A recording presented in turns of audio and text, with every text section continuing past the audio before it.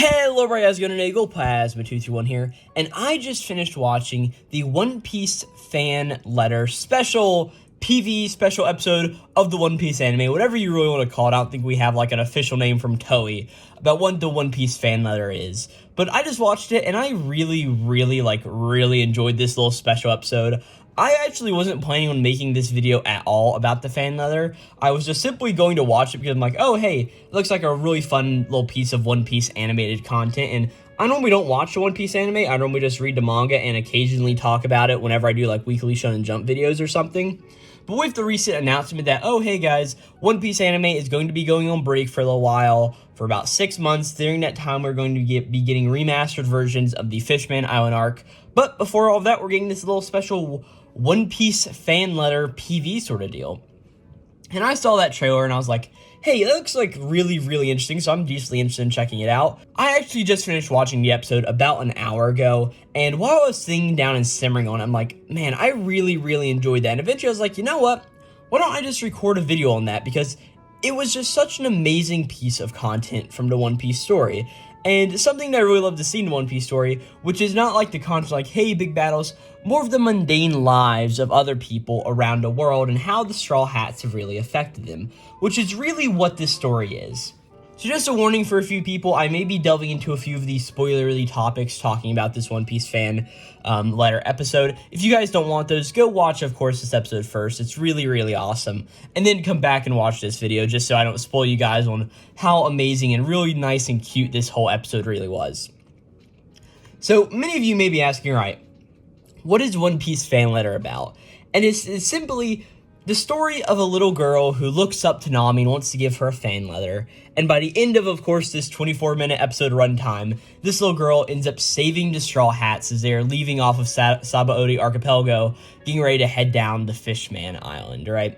So pretty much this story just follows this little girl. We don't actually know her name. We know from the episode that she's like 15 or whatever, but we know that 2 years ago, whenever the Paramount War happened, she just saw bounty posters of Nami and all the Straw Hats and really looked up to Nami in a very good way, and it pretty much changed her outlook on life, how she viewed Nami. So she also sort of deciphered the whole 2 years, 3 days, all of that sort of fiasco that went down.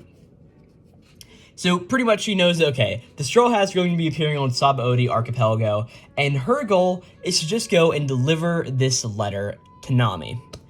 We've got a few other characters that we are focusing on in this episode. Mainly there are two brothers who are both part of the Marines. There's an older brother who sort of looks down on the younger brother. We also don't get any of these two characters' names, if I'm not mistaken. If we do, there's sort of like a little bit of a passerby in the episode, not really that important, all things considered.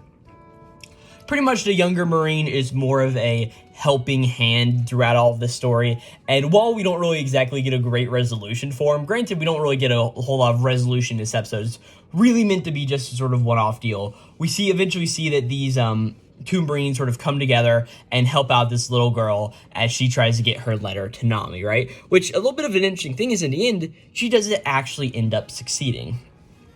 Another awesome part about this episode is just all of the light Straw Hat cameos we see throughout the entire episode, and also the level of scale that we see of how bad the Marineford War or the Paramount War, whichever one you prefer to call it. I'm pretty sure they mean the same thing. Granted, I'm not your biggest One Piece buff, but I do enjoy the series a good amount, right?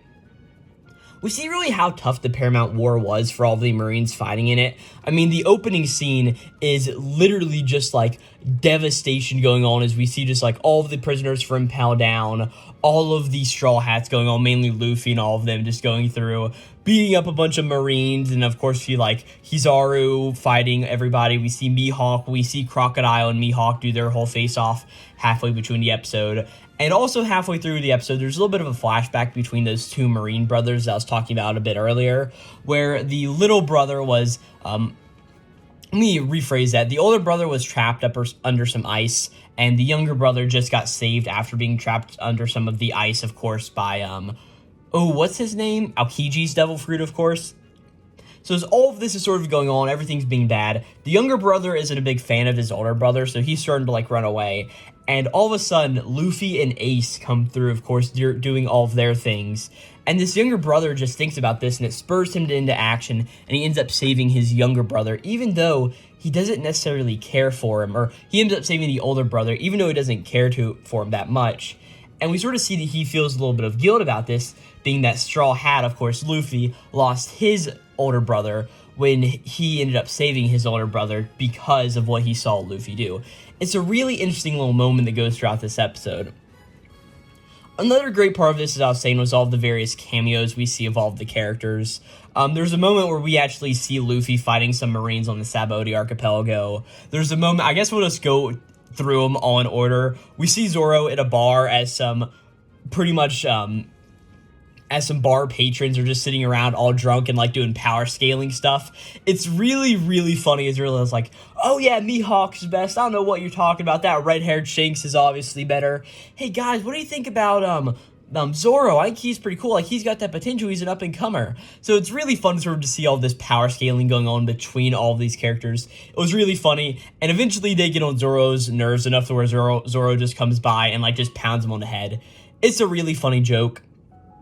Later on, we cut back into that bar as we see that our main little girl character who looks up to Nami, she's also in that bar for another reason, trying to get her letter back that was stolen by somebody else. But there's a whole nother joke where they're like going through and like, oh no, I think Akainu's the strongest. We're talking about swordsman, dumbass. And we also see that Sanji's in the room, and pretty much all of them are talking like, oh yeah, Blackleg, we don't care about him. He's not good whatsoever. There's a little cameo of Frankie sort of like, oh no, he's a robot man, and we cut over to some of the people on Water 7, all of like the Polly, like the Iceberg, all of those sort of people. It's a little bit funny. There's a Marine captain here who is the direct overseer of the Marine base, apparently here on the Sabaody Archipelago. He really looks up to Chopper, and he's sort of got a little storyline in here of, okay, the Marines have a device to pretty much leak out into a acidic substance into the water that will melt away all of the pirate ships in the general area, destroying their coating so they can't get to Fisherman Island and go on to the new world from the Sabaody Archipelago.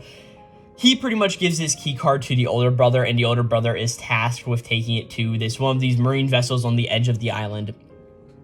But we pretty much see this marine captain is very like on the fence about it because he really likes Chopper. He thinks he's really cute, so he doesn't know if he can end up going through and destroying everybody. We see that Usopp actually comes through and helps out our main protagonist in this episode a little bit after she gets her letter stolen by the older brother, pretty much. And it's a little bit of an interesting scene where like all of a sudden, like, this little girl just gets knocked up on the ground and really gets antagonized by the big antagonist of this episode, which is this Marine with, like, a really, like, simple, like, short yellow haircut, who's, like, a big burly guy, right? There's a little really awesome scene where Usopp just comes through and is like, hey, I'll help you, and I'll, like, teach you some magic words, going and get stuff from that bar. It's a really funny thing. I really like how we see Usopp here all of a sudden.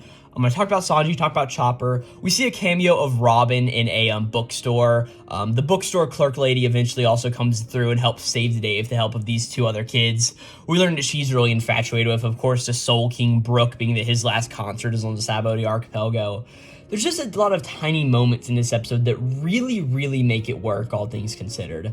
Definitely out of our two main protagonists, of course, the girl who looks up to Nami and the Marine who... the younger brother Marine, are both really awesome characters that they just go through, and I really love how their sort of character arcs evolve throughout this simple little episode to the point at the very end where the younger brother helps take this little girl to the... I'm sorry if these characters actually got names and I'm referring to them in a poor way. I just didn't really necessarily get the thing there. As they pretty much go through and they eventually get trapped in this little bit of a bookstore, I think the same one that this lady owns before, and pretty much the girls is like, hey, how can I end up going through life? A powerless girl like me can never live freely. And seeing Nami, somebody who doesn't have the raw strength and raw power, somebody who hasn't eaten a devil fruit, it gave me the idea that maybe I could live free one day. And it's a really nice little moment between the two of them as they eventually get ready to head out to the sea. We pretty much see that the older Marine the younger Marine gets taken out by Perona, and then this girl gets apprehended again by that big antagonist Marine I was talking about a second ago, to the very point of where all of a sudden she runs onto the ship, she takes her letter out of the bag of the guy, and there's this really awesome little thing of like these puzzle pieces and all of these characters who look up to each other, putting these puzzle pieces into the place. as all of a sudden we just see that our girl gets a view of Nami on the ship as all of the Straw Hats are just saying, set sail to a new world, as all of them are going on. And it's just a really nice and wholesome end. I don't know about the ending song that gets played. I don't know if that's one of the One Piece endings that's running right now. Like I said, I don't actually watch the One Piece anime, but it's just really awesome to see all of the various characters. We see the fake Straw Hats at a point. We just see so many awesome cameos. And as far as it goes, I really, really love seeing this animation level of One Piece. It looks absolutely amazing.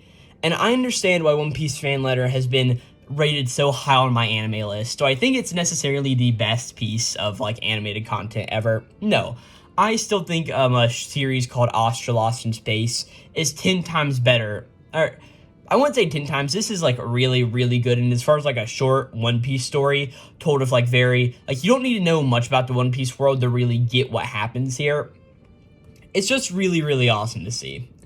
I know this video probably wasn't terribly coherent. I just really wanted to talk about this episode, all the little bits and pieces to go into it and make it truly, truly awesome. And just say how much I really, really love this to a point where I wasn't planning on talking about it, but then I just ended up talking about it. I absolutely love One Piece and the stories like this it can tell, and I really hope that sometime in the future, maybe it won't be for another few years, maybe we check on these characters at the end of the series and just say like, oh, where are these people now? Because as far as like a short OVA, this was really, really awesome. Thank you guys so very much for watching. Like I said, I know this was probably a little bit rambling and not my typical type of content. I normally don't talk about anime in this like sort of very overviewish way. I normally like go through, break down what happens, but I don't really feel like this deserved it. But of course, I talk about plenty of other anime and manga related content on the channel. Like I said, if you guys want to hear my thoughts about One Piece, since I take it that mostly One Piece viewers will be probably watching this video, I do talk about it occasionally in my weekly Shonen Jump videos. I'll have my most recent one of those linked down in the description down below, maybe even a playlist at the end of this video. Who really knows? I haven't figured all of that out yet. I'm just simply recording right now. Yeah, I do anime and manga content, talk about manga series such as Oshinoko, Kagurabachi, World Trigger, and Navigatoria at various points. So yeah, pretty much I just talk about a lot of random stuff on the internet. Thank you guys again for just watching this quick little video on One Piece Fan Letter. I don't know how long this has been recording for, and who knows, it may be a short one, or I may have rambled on for like 15 minutes or something. I'm not really quite 100% sure. But either way, this was a really awesome little episode, and I hope if you guys haven't checked this out, hopefully this inspires you to check it out, because I did not cover nearly half of the depth and emotion that you feel while watching this episode for the first time, having some music blaring, and just existing in the One Piece world, and seeing these characters live their lives. It is really, really awesome. Again, thank you guys for watching, and I'll catch you guys next time. This is Glowplasma 231, signing out. Oh gosh, this was just absolutely amazing. Like, I didn't quite cry while watching it, but it was just so good. All right, that's my final word. Glowplasma 231 signing out.